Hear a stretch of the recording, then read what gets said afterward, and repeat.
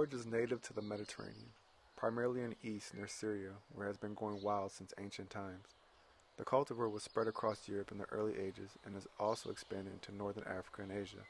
For hundreds of years, borage flowers have been used in medicinal and culinary applications.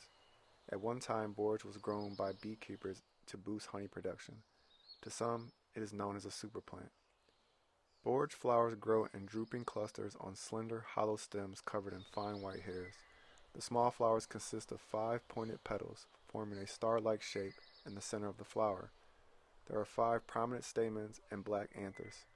Borage flowers range in color from blue, lavender to purple-pink with a white center, and the petals are soft and tender, offering a subtly crisp and succulent consistency.